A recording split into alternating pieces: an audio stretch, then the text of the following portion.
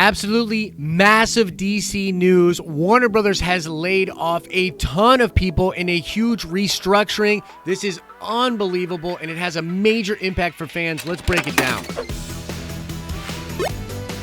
What's up, everybody? It's Josh. Welcome back to the channel. Smash that like button and let's get right into this news. Now, I want to say right off of the bat, this is a developing story. I've been hearing a ton of different things, and it's hard to make out what is exactly going on, how many people have actually lost their jobs, how many of these people that are high profile are no longer going to be at DC. We're going to have to just wait, so keep an eye on the channel. Make sure you're subscribed. We're going to be following up on this video with whatever new information does come out. Now, I'm going to read right from an article on The Hollywood Reporter that came out yesterday, breaking this down. It says DC Comics, DC Universe hit by major layoffs. The majority of staff of the streaming service DC Universe has been laid off, as has editor-in-chief Bob Harras and multiple other executives on the publishing side. Monday's Warner Media layoffs have affected a significant number of high-level figures at comic book powerhouse DC, multiple sources tell The Hollywood Reporter. Among those said to be losing their positions are editor-in-chief Bob Harras, Senior VP of Publishing Strategy and Support Services Hank Cannells, VP of Marketing Creative Services Jonah Weiland, VP Global Publishing Initiatives and Digital Strategy Bobby Chase, Senior Story Editor Brian Cunningham, Executive Editor Mark Doyle, who oversaw the rollout of the Black Label graphic novels. Jim Lee remains CCO, Chief Creative Officer. It says here roughly one-third of DC's editorial ranks are being laid off, according to sources. Insiders also say the majority of the staff of the streaming service DC Universe has been laid off, a move that had been widely expected as Warner Media shifts its focus into the new streaming service HBO Max. DC Universe was dead on arrival as soon as the AT&T merger happened, said one source. Another victim of the layoffs is DC Direct, the company's in-house merchandise and collectibles manufacturer. The division has been shuttered after 22 years, another move that was rumored when Warner Brothers Consumer Product began taking a more active role in DC merchandise. Now, interestingly enough, Variety has an article talking about Jason Kilar, who was made CEO of Warner Media in May of this year. This dude is seemingly the guy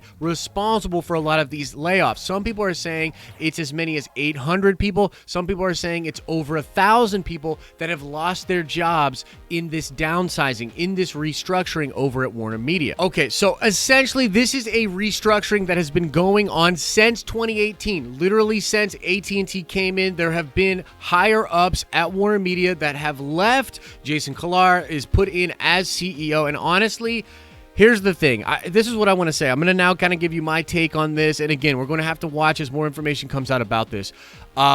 Number one, of course, it sucks that many people are losing their jobs. And if you look out on social media right now, there's a lot of people sharing that sentiment, being like, man, this really sucks. I feel very badly for those people. And let me just say, of course, I feel bad for the people that have lost their job in this downsizing. However, I think, honestly, this is the first of many, many stories like this we will see in the next 6 to 9 months, and the current economic situation around the world has actually accelerated things that were probably already going to happen. I think DC and Warner Brothers already had a lot of fat in that company. I think they had a lot of restructurings that needed to happen in order to make that company more profitable and to enter into the new age of media as we go forward. I think what happened in 2020 only accelerated that. And of course, it's terrible because you juxtapose these people losing their jobs against the troubles that are going on in the world. That's absolutely terrible.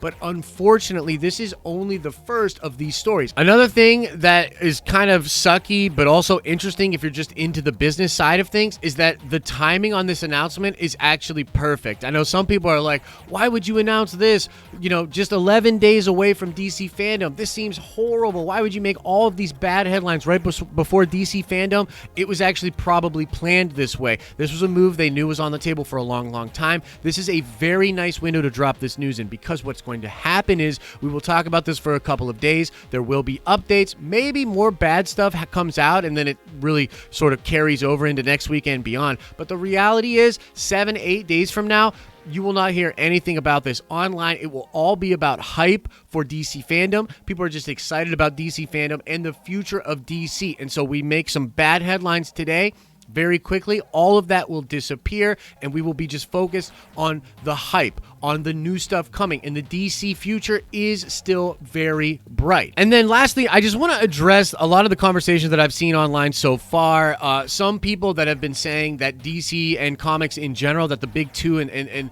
mainstream comic books as an industry have been screwing up for years and years and years, and this is sort of like their comeuppance. This is the bill coming due, so to speak, and a lot of people are somehow taking some pleasure in this and saying like, hey, told you so, told you this was going to happen, etc., etc. And all I will say to that is that I can agree that the comic book industry and just in general the entertainment industry has done a lot of inefficient things. They have a lot of people in positions that don't need to be in the positions. Like when I heard 800 people were getting laid off, I started to try to think in my head, like, how many of those people are actually editors for DC Comics?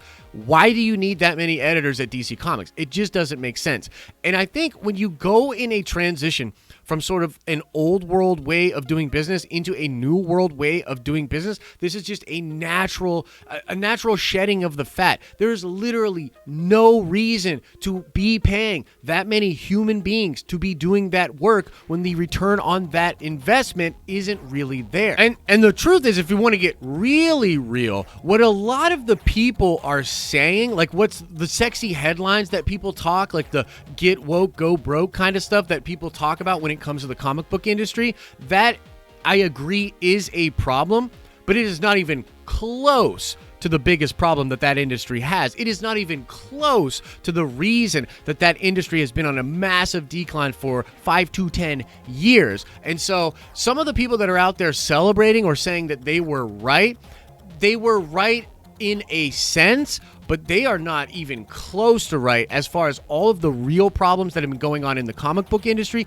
and in just the entertainment industry in general. And so just to wrap it up in a little bow for you guys, currently massive layoffs hitting DC, hitting Warner Brothers, a huge restructuring, maybe even 1,000 people out of work, which is incredibly sad. Of course, our hearts go out to those people. Hopefully they can find more work somewhere else. But the reality of the situation is, this is going to be a story you're going to hear a lot in the next 6 to 9 months. Many businesses are going to be doing similar things. And in a world where the long-term projections on economics do not warrant the kind of spending and hiring that happened in the last 5 years, this is where you're going to see just a lot of turmoil for people out there trying to find a job or trying to find work. That is, of course, horrible. But for the company of Warner itself and for their future, this is an obvious move. This move makes complete and total sense. The timing on this announcement is literally perfect, and so I think they will get out of this pretty clean. We'll be talking about DC fandom in the next couple of weeks, getting very excited for that.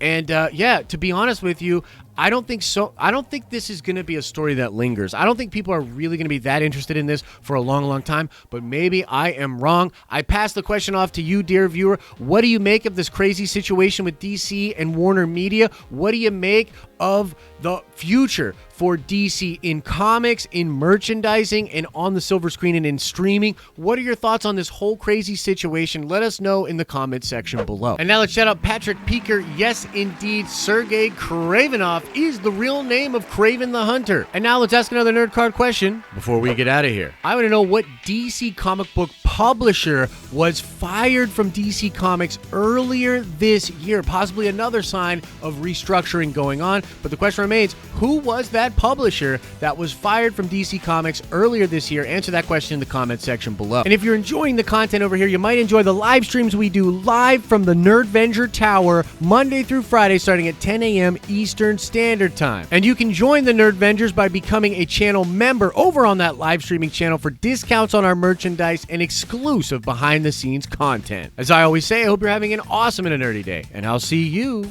in the next video.